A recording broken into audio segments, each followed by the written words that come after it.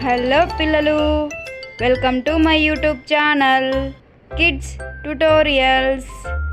నీతి కథలు. ఎడారి విచిత్రం. పూర్వం ఒక వ్యాపారి తన వస్తు సామాగ్రిని మరో దేశంలో అమ్మడానికి అనుచరులతో బయలుదేరాడు. దారిలో వారు ఒక ఎడారి చేరుకున్నారు. ఎండ వేడిమికి ఇసుక కాలుతోంది. అలాంటప్పుడు అందులో ప్రయాణించడం దుర్లభం. అందరూ దిగాలు పడ్డారు. అరికాళ్ళు బొబ్బలెక్కటంతా ఎండ మండిపోతుంది. ఎడ్లైనా ఒంటలైనా నడవడం చాలా కష్టం. అందున వాళ్ళ దగ్గర తగినన్ని మంచినీళ్ళు లేవు. నీళ్లు లేకుండా ఎలా ప్రయాణం కొనసాగించాలా అని విచారించసాగారు. వ్యాపారి, నేను అధైర్యపడితే వీళ్ళు మరీ నీరుగారిపోతారు. ఈ పరిస్థితుల్లో ఇలా వదిలేయడం నాయకత్వం అనిపించుకోదు. ఏదో ఒకటి చేయాలి, లేకుంటే సరుకులు ఇంత శ్రమ వృధా అయిపోతుంది.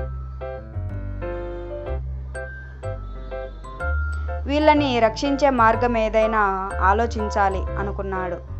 కనుచూపు మేరలో గడ్డి పరకలు కనిపించాయి. నీరు లేకుండా ఏ మొక్క ఎడారిలోనైనా పెరగదు గదా అనుకున్నాడు. వెంటనే తన అనుచరుల్లో చలాకీగా ఉన్న వారిని పిలిచి అక్కడ గొయ్యి తవ్వమన్నాడు. తవ్వగా వాళ్ళకి రాయి పడ్డు వచ్చింది. విసిగెత్తి నాయకుడిని తిట్టుకున్నారు.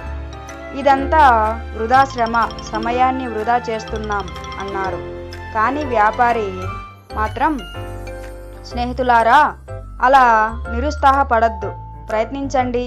కాదంటే మన ఎడ్లు ఆకలి దుప్పలతో నాశనం అవుతాం. ఉత్సాహం కోల్పోవద్దు అన్నాడు. అతను అలా అన్నాడో లేదో, రాయి పగిలి గుంట ఏర్పడింది.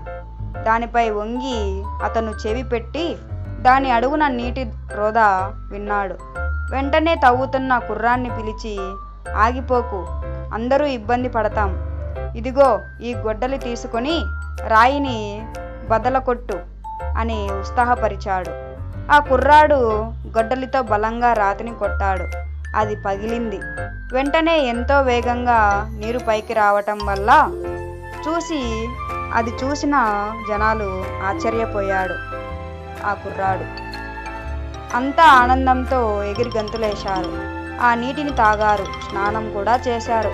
పశువులకి స్నానం చేయించి వంట చేసుకొని తిన్నారు.